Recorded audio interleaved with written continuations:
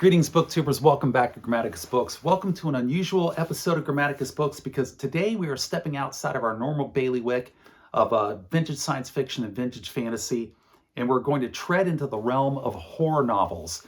And if you're going to talk horror, there's no bigger name than Stephen King. Over here I got Night Shift. I love that book. Stephen King, The Stand. I like that one too. But we're not talking either of those books here today. Today we're talking his second book that he published, from 1975, Salem's Lot, a vampire story. In many ways, it's a retelling of Bram Stoker's Dracula, and we'll get into that. So why am I going outside of my normal bailiwick? Why are we stepping outside of my comfort zone and talking about this book here on the channel today? And that's because this book has been sitting over here just off of camera ever since I started the channel and has been calling and beckoning to me like a dark icon, saying, read me again, Grammaticus, read me again.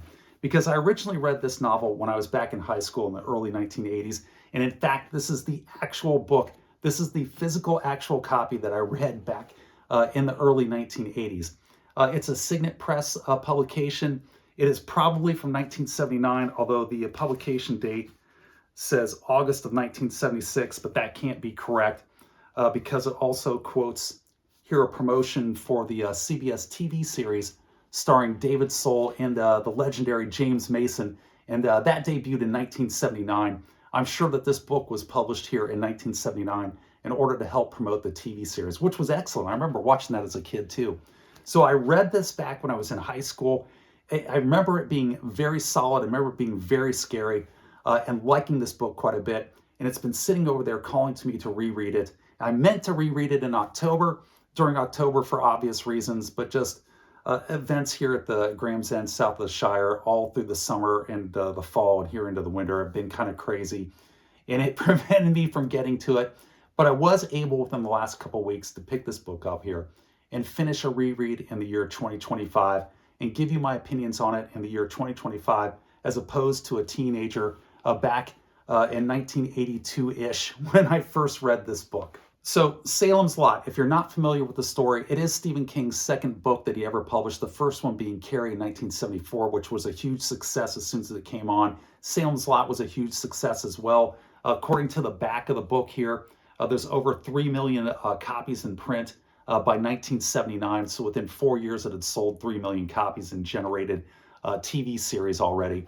It is about Dracula. This is basically the story of Dracula. It is Bram Stoker's Dracula, but told in the 20th century in small town Maine. And the way the muse and the inspiration for Stephen King in order to write this story is he was teaching community college in Maine. He was teaching a class on fantasy and science fiction, and he was talking about Bram Stoker's Dracula in his class, and it got him thinking, what would Dracula do if he existed in the 20th century? How would Dracula operate? How would it be the same? How would it be the different? And what would he do if he came to small town America? And that's what gave him the idea for Salem's Lot, because that's what this is about. Dracula, his name is Kurt Barlow, comes to Salem's Lot, which is just a shortening for the term Jerusalem's Lot, which was the original and full name of the town. He purchases the Marston House, which is this deserted house that had been occupied by a gangster, a Chicago hitman, that sits on top of a hill and overlooks Salem's Lot. And then he starts to wreak his evil upon the town. And it's very well told. It has good points, it has bad points, and I'll get to both of them. So who are the characters here in this book? How does it align with Bram Stoker's Dracula? The main character is Ben Mears. He is a writer who has come back to Jerusalem's Lot, to Salem's Lot, his boyhood town, because he had a macabre experience in the Marston House when he was younger. And he wants to come back as a writer and write about it. Yes, I think it's a bit of a self-insert for Stephen King. And the Marston House is this deserted house, this deserted mansion that sits on top of a hill overlooking Salem's Lot that was owned previously by a Chicago hitman gangster from the gangster eras who killed himself, murdered his wife, and committed suicide in the home. And Ben Mears, as a kid, had gone into the home on a dare, and he has this macabre experience that he wants to come back and write about and explore.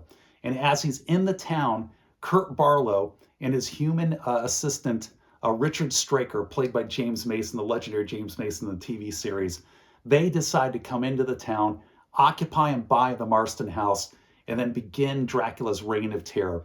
and the Marston's house becomes this dark icon. It becomes Dracula's castle from Bram Stoker's Dracula, overlooking the town from which he goes out at night and starts to convert the town all into vampires. And the book mirrors Dracula, Bram Stoker's Dracula, very carefully. In fact, where you have characters in here that are actual stand-ins from Bram Stoker's book. In fact, Ben Mears is a stand-in for Jonathan Harker. You have a stand-in for Mina Murray, one of the first female victims in Dracula, who is Susan Norton, Ben Mears' girlfriend here in Salem's Lot. You have a stand-in for Van Helsing as well, who's a local school teacher.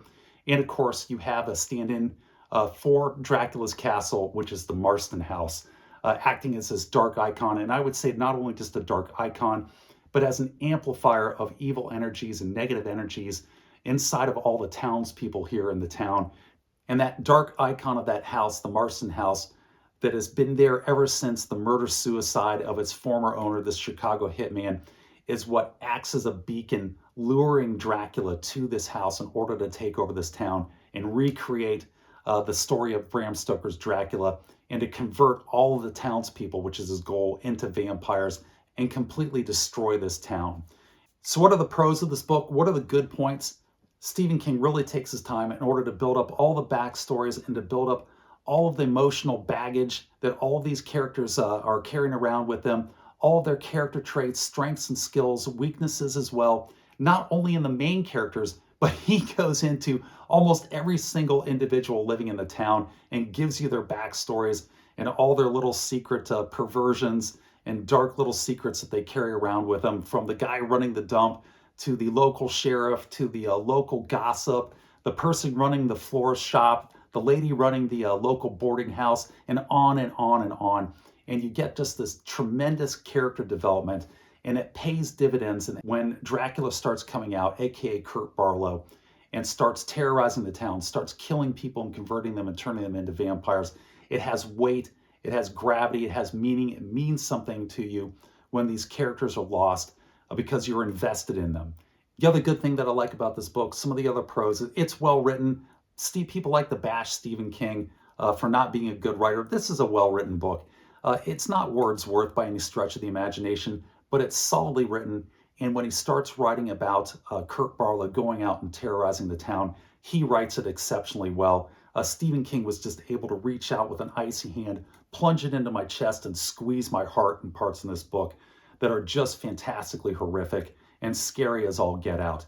And he succeeds in that point in this book, which you have to do when you're writing a vampire story.